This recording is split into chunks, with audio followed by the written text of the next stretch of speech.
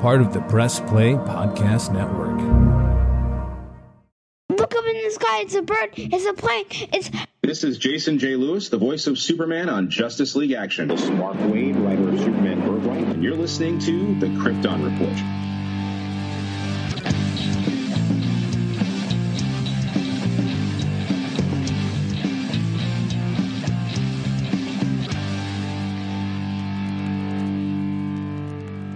Hello, Krypton Report fans. It's Tyler, the Superman of Blue, the Man of Tomorrow. And what we got going on today is kind of a mini-sode, I guess, is I wanted to review some things because I want to get more into reviewing the comics. And I've been kind of diving into different things. And one of the books that I've been digging into as I'm on my way through Infinite Crisis, which I don't know why it's taking me this long in my life to get through Infinite Crisis. And I'm going to do a whole episode with Brian on Infinite Crisis and on Superboy Prime, hopefully in the near future. Or I might just end up doing an Infinite Crisis episode. I don't know. But we're going to talk about it. And this episode is kind of I don't know, it's weird because I want to do this one because I just read this first because it was recommended me something to check out based on another conversation that I had. And that is the Superman Up and Away run. And I never read this, and I always saw it, and people talked about it. And then I heard, oh, it's so good, you got to check it out. Brian, James, and I have all been reading a lot, having Ultra. And it is worth it. Just saying that to everybody. So when Brian said that, I was like, okay, I will check this out and I will read this. And Brian loved it. He was so into it, so excited. And we're going to go over my thoughts about it, okay? So without further ado, we're going to get into Superman Up and Away on this Krypton Report minisode comic review. Now, Superman Up and Away / 1 year later. It's very important. Here, let me take a quick drink of my non-sponsored Zoa. Zoa, best energy drink, official energy drink of Dwayne Johnson, Mr. Black Adam. But hey, 1 year later, first of all, let's get into that, is a 2006 comic book storyline running through books published by DC Comics. It involves a narrative jump exactly 1 year into the future of the DC Universe following the events of Infinite Crisis. It explores changes within the continuity of many different comic books within the DC comic library. Following the events of Infinite Crisis storyline, where every DC comic series jumped ahead in story by 1 year, the events of the missing year were depicted in real time in the weekly comic book series 52. The 1 year later storyline started in March of 2006, starting the same week that Infinite Crisis number 5 went to press. And before the first issue of 52. Which is kind of confusing that you don't even finish one storyline before the next one kind of jumps. Most first issues bearing the 1 year logo were first parts of multiple issue storylines and feature major changes to the status quo of each character, often intentionally left unexplained, as these details would be filled in by the remaining issues of Infinite Crisis and 52.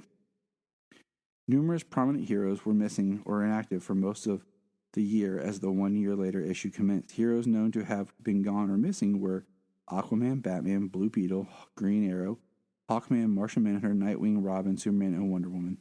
The Flash went missing, but Jay Garrick had been protecting Keystone City in the absence.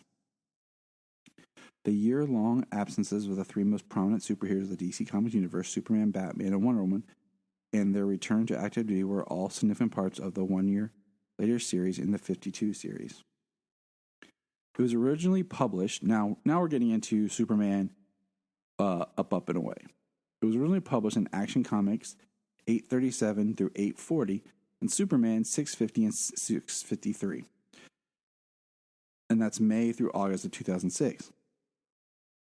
And this was the first Superman story the 1 year later and after the event of Infinite Crisis. Now, the first thing I want to point out is I get from a publishing where you would print the story between two titles, because now you're getting out 2 issues a month, so it's not taking as long to tell the story. But it does stink that, when I started this on the app, I couldn't read the storyline up and away. I had to jump between Superman, action, back and forth. I didn't realize that. I like being able to read a story straight through and not have to jump between multiple titles.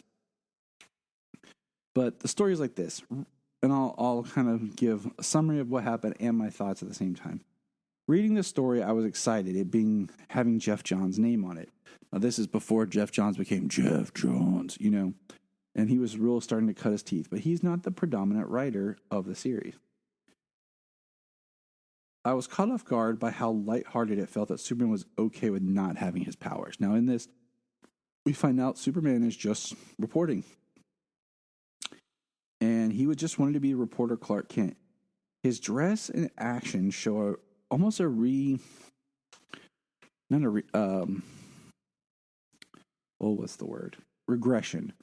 to childhood, because he wears his high school jacket, his Smallville sports jacket. He's acting more like a kid who just started college and feels more like a Jimmy Olsen almost at times than a seasoned adult reporter who is trying to cover some of the hardest news in Metropolis. But he seems so happy with, I don't have my powers, I don't have this, I'm not Superman, I'm just Clark Kent. And we see that Clark is doing well with this. He's doing great at the planet. He's succeeding at his job. And him and Lois are having a better marriage. This does show that Lois loves Clark, not Superman, because they talk about throughout this arc of how great things have been, how their marriage has been. And it's very, prominent that they are happy with their marriage and that the time they've spent together. We do get the creation of the Kryptonite Man, and we see that Clark uses a signal watch to call for Supergirl to show up and help. So Clark kind of is, like I said, like a Jimmy Olsen almost, where he's calling Supergirl when he needs help. And as the story unfolds, Clark relies a lot on his fellow superheroes. We have Green Lantern, Supergirl, and Hawkgirl that are all kind of working together. And the first point here is it shows how much Superman is needed and how much Clark relied on it, because he does a lot of things where he's getting involved and he quickly has to call for Supergirl. So, to me, that shows that, you know what, man? Something's up if you have to constantly be relying on calling for Supergirl. But we digress for now. The other thing is, as we go forward, we'll see more of how Hawkman and Hawkman and Green Lantern come into play, and how much more they are needed. Now, Lex is distressed and starts an underground work. He is working with a creepy, weird version of Toyman. Toyman makes a Superman robot suit. They are outfitting inner gang with Lexo suit armor. Lex also works with a cloned-bodied Metallo, John Corbin. And Lex, we see, is collecting all the kryptonite, and he takes the kryptonite heart from Metallo. As the story progresses, Hal Jordan ends up giving Clark a Green Lantern ring to use if needed. The ring actually helps blur the imagery so that you don't see that it's actually Clark when he's using it. See, that just goes to show you how much Clark, needs. Clark having the Green Lantern ring just proves that he needs his powers, and Clark has become reliant on having superpowers, and he's been relying on superpower people to do his job. The story really is a mental thing for Clark Kent, but I feel like we never really get to explore the depth of that. I really feel like there's more going on here, and I'll get into that.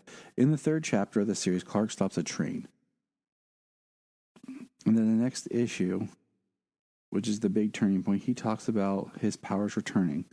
Him and Lois have a discussion about his powers returning and life changing and going back to the way it was before. And Lois is shown here to be very positive, lighthearted, and encouraging, and tells Superman basically up and away and go get him. And he puts on his costume and he goes back. He talks about not having his powers at full strength, not being like he was, but he talks about that maybe subconsciously he didn't want his powers back.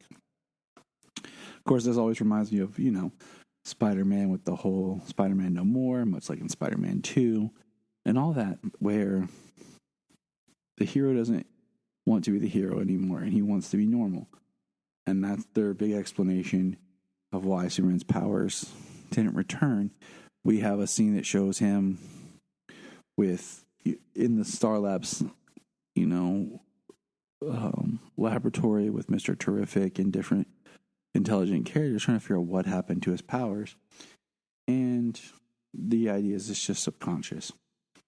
And I feel like that is the story right there, where we could have reduced some of this stuff down and talk more about his state of mind and how he views the world and what he's dealing with. Because let's take a moment and look at the fact that if all of a sudden his body changed and he no longer processed solar energy and had all that, slowly Superman would start to age. His muscles and everything should hurt. They should feel weak because he's technically never had to really use them before the way that we would use our muscles.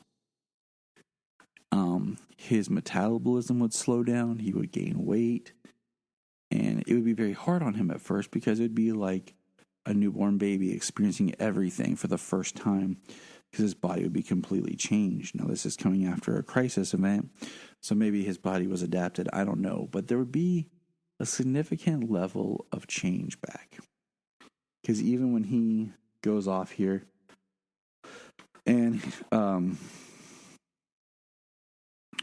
what do you call it? He returns to being Superman and he fights the puzzle. He talks about him not being at full power and having to watch and recalibrate for how he behaves and how he acts and what he does. And that's part of what I'm saying here is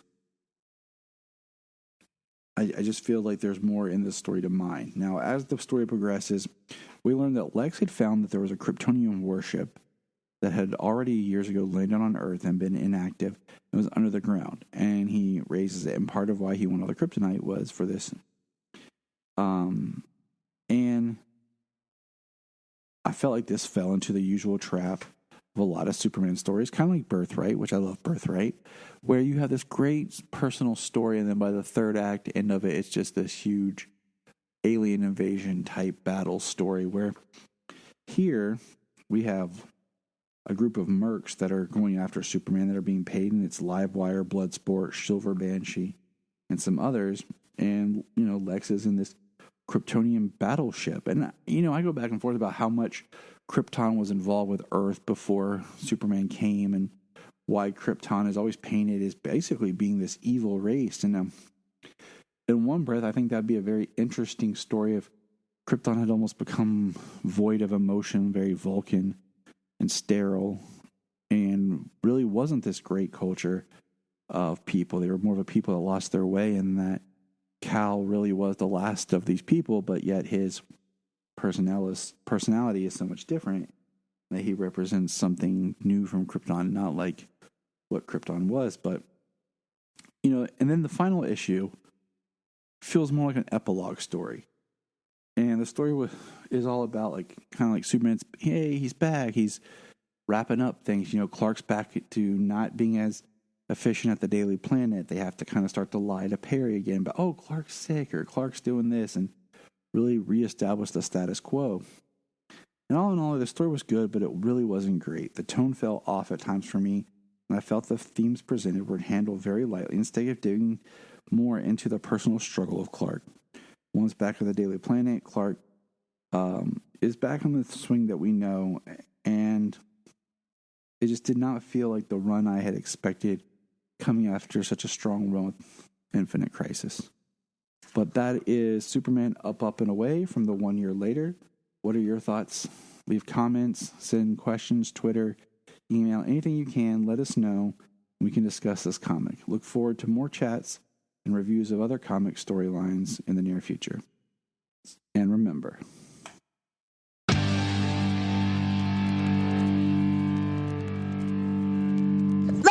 in the sky. Yes, it's me, Sailor. We just want to say if you've enjoyed this podcast, please check out other podcasts on the Press Play Podcast Network. We're going to press pause and hear a few words from our other podcasts on Press Play Podcast Network. Remember to check out Krypton Report on all social media platforms. Go to linktree.com/Krypton Report. You find all of our information right there. $1 a month, you'll get extra special content that you don't get on the main show, like movie commentaries and whatever else comes out of our mouths.